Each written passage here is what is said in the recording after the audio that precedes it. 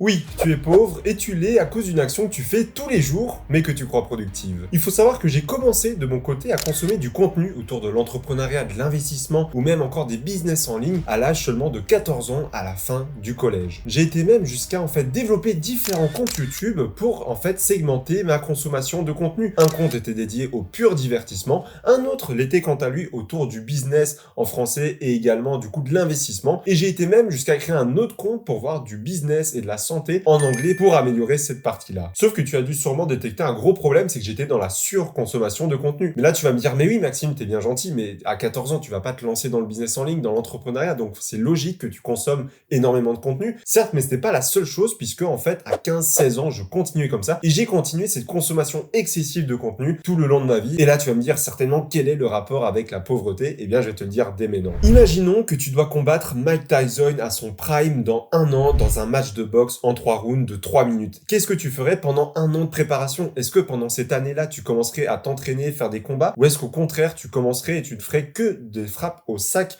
pendant cette année? Évidemment, si tu ne fais que des sacs aux frappes, le gros problème, c'est que tu n'auras jamais de simulation de combat réel, tu n'auras pas d'esquive à faire, tu n'auras pas de quoi donner ou même de déplacement ou de cadrage. Et donc, malheureusement, tu te retrouverais au combat en ne sachant absolument rien faire à part donner des coups sur quelque chose de statique. Et le problème, si tu consommes du contenu sans passer à l'action, eh bien, c'est la même chose qui se passe. J'ai envie de te poser une question. Est-ce que toi aussi, tu trouves que tu consommes sans appliquer et ni passer à l'action? Et le problème, c'est que ce n'est pas dû qu'aux vidéos. Tu peux très bien avoir ça sur du podcast, sur des livres, même des vidéos ou des formations. D'ailleurs, sur ces dernières, il faut savoir que déjà, si tu achètes une formation, bien joué, tu fais partie des 10% des personnes qui en achèteront une. Mais maintenant, si tu ouvres cette formation, tu feras partie des 90% des gens. Si tu finis maintenant la formation que tu viens d'acheter, tu feras partie certainement des 30%. Et si tu passes à l'action, tu feras partie des 5 voire 1%. Parce que la majorité des gens, achètent une formation non pas pour passer à l'action et réussir, mais juste pour se déculpabiliser. Et aujourd'hui, on voit un gros problème sur cette consommation de contenu, c'est que tout le monde veut lire le plus de livres possible en un an, veut consommer le plus de vidéos et surtout trouver la méthode secrète qui n'existe pas. Et en faisant ça, tu ne remplis que ton ego, c'est-à-dire que c'est très bien de lire 100 livres dans l'année, mais combien est-ce que tu en as réellement mis en place dans ta vie de tous les jours? Imaginons que chaque livre que tu lis, tu obtiens une action à mettre en place et à appliquer. Est-ce que tu vas réellement réussir à appliquer une nouvelle action tous les 3 jours de l'année? Ça m'étonnerait fortement. Alors je préfère 1000 fois une personne qui lit un seul livre dans l'année, mais qui le lit peut-être 3 fois et qui va appliquer concrètement, étape par étape, ce qu'il enseigne et avoir de réelles actions dans sa vie, que de simplement remplir ton ego en lisant 50, 100, 150 livres dans l'année, mais n'appliquer absolument rien et tout oublier au bout de quelques mois. Et ça peut être dans tous les domaines, ça soit immobilier, bourse, business, également santé, peu importe, ça va t'arriver. Et d'ailleurs, j'ai un exemple à te donner, c'est tout simplement celui de Nassim Saïli. Si tu ne le connais pas, c'est l'un des youtubeurs les plus importants dans la niche musculation. Et celui-ci va créer du contenu extrêmement bien pensé pour les expérimenter.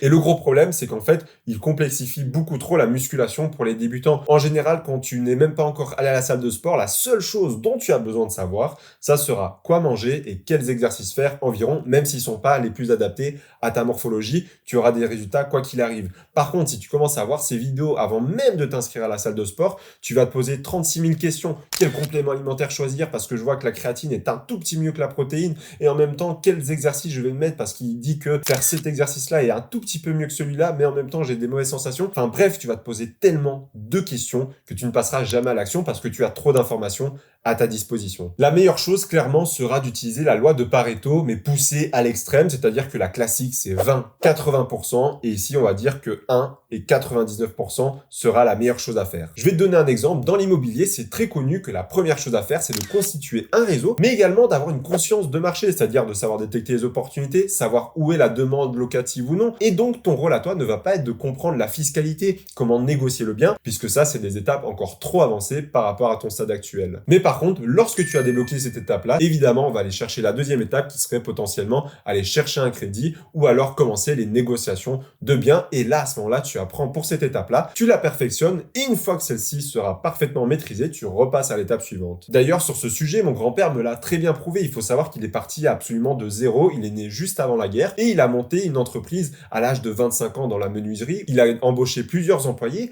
Ensuite, il a été investir dans l'immobilier. Et évidemment, tu t'en doutes, en 1960 ou même 70, les formations internet n'existent pas, donc tu es obligé d'apprendre étape par étape. Évidemment, je te ne dis pas de faire comme ça parce que tu as internet à ta disposition, mais donc il te faudra trouver un juste équilibre en ne pas utiliser toutes les informations à ta disposition et te perdre et partir absolument de zéro sans même te renseigner. Une seule exception est possible, évidemment, c'est que si tu ne peux pas passer à l'action à l'heure actuelle et sans te mettre une excuse, c'est-à-dire que tu vas pas te dire non mais moi je peux pas en fait investir en bourse parce que j'ai 100 € à mettre en boîte de nuit tous les week-ends. Non, ça ne marche pas. Mais si tu étais comme moi, imaginons avec l'immobilier, c'est-à-dire qu'à 15 ans, je m'intéressais déjà à l'époque à investir dans l'immobilier locatif. Tu t'en doutes, à 15 ans, tu ne peux clairement pas investir. Tu n'as pas l'âge légal, tu n'as pas l'argent et les banques ne te prêteront jamais. Donc à ce moment-là, évidemment, je me suis formé sur tous les aspects et ça, c'est un gros avantage. Donc si tu ne peux pas te lancer, c'est la seule excuse que tu as pour te former sur tous les aspects et les peaufiner. Je vais maintenant te donner un plan d'action pour consommer le contenu de la manière la plus efficace possible et être sûr que chaque contenu que tu consommes, tu en tires le maximum et surtout que tu passes à l'action pour que tu obtiennes tes résultats. Premièrement, si c'est une vidéo sur YouTube, par exemple, la première chose à faire, c'est de ne pas consommer de vidéos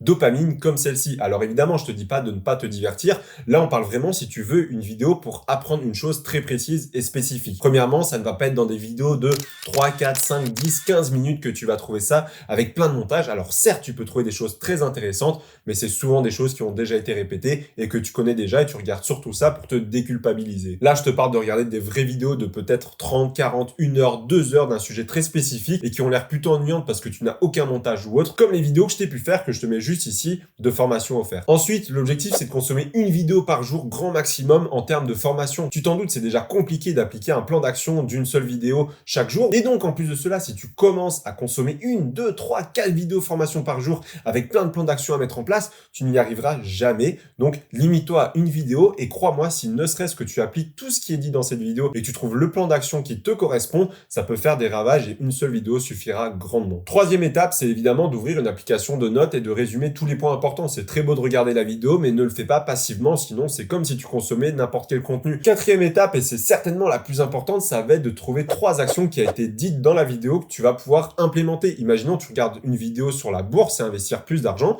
La personne va certainement te dire d'épargner plus, de gagner plus et aussi de gérer tes émotions. Et évidemment, ça sera à toi de trouver l'action la plus importante parce que oui, la 5e étape n'est pas d'appliquer ces 3 actions, mais bien une seule et la plus importante en fonction de ta situation, de ton expertise et de ton ressenti personnel. Au niveau des livres maintenant, il faut savoir qu'il existe plusieurs niveaux de difficulté, donc à toi de trouver celui qui correspondra le mieux. Premièrement, le plus classique, simplement surligner afin de revenir dessus par la suite. C'est selon moi le moins efficace et celui qui ne servira strictement à rien. Deuxième solution, c'est de surligner pour revenir sur le livre, mais en plus de cela, ajouter la même chose qu'aux vidéos, c'est-à-dire de trouver 3 actions à mettre en place à la fin de ta lecture. Et ça, clairement, selon moi, c'est un game changer parce que ça va te permettre d'avoir à la fois une optimisation en termes d'efforts et de bénéfices, parce que là, tu ne prendras pas plus de temps que ça, en fait, à réfléchir à 3 actions, surtout qu'en général, elles se dessinent très facilement quand tu lis ton livre et à toi de les noter quelque part sur une application. Ou enfin, si tu veux vraiment te prendre un peu plus la tête, tu surlignes les passages intéressants, tu prends 3 actions à mettre en place et en plus de cela, tu vas résumer le livre et chaque chapitre. Honnêtement, pour moi, c'est une solution qui offre très peu de bénéfices supplémentaires à la solution précédente où tu vas chercher 3 actions à mettre en place. C'est en fait une courbe en S, hein, clairement. C'est-à-dire que le bas du S, en fait, c'est simplement surligné, ça t'apportera quasiment rien en termes de bénéfices. Le fait de trouver 3 actions à implémenter directement va te donner énormément d'avantages. Et enfin, le fait, du coup, de résumer ton livre va t'apporter certes des avantages, mais beaucoup plus minimes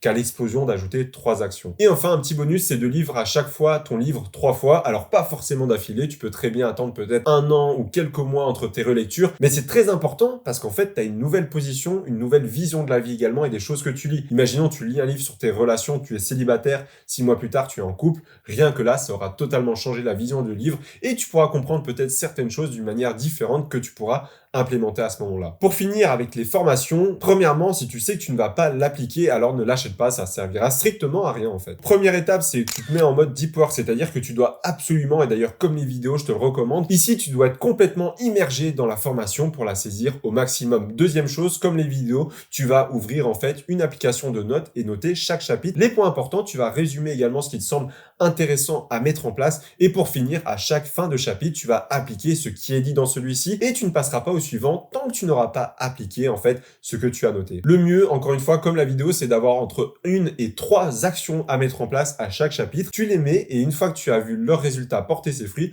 tu peux continuer la lecture de ta vidéo. Et pour finir, ce que je te recommanderais même de faire, c'est de consommer la formation en intégralité tous les mois, au moins pendant un an, pour être sûr de bien l'imprégner, d'appliquer tout, parce qu'évidemment, une formation de 30, 40, 50 heures, il s'adresse à des différentes problématiques. Et peut-être que, imaginons, c'est une vidéo pour lancer une chaîne YouTube et atteindre 100 000 abonnés. Première problématique, c'est comment lancer sa première vidéo. Une fois que tu auras atteint les 1000 abonnés, tu auras une autre problématique qui sera peut-être comment engager l'audience et vendre du contenu. Et enfin, peut-être que quand tu auras les 100 000 abonnés, ta problématique sera de comment se renouveler et de continuer de prospérer. Donc évidemment, une formation aborde différentes problématiques et tu ne seras pas dans toutes ces problématiques-là à la fois. Et donc revenir dessus te permettra justement en fait de débloquer ces passages. D'ailleurs, si tu veux découvrir les 4 leviers que je dois utiliser pour devenir millionnaire dans les prochaines années, je te l'ai décrit dans cette vidéo. On se retrouve juste derrière. À tout de suite.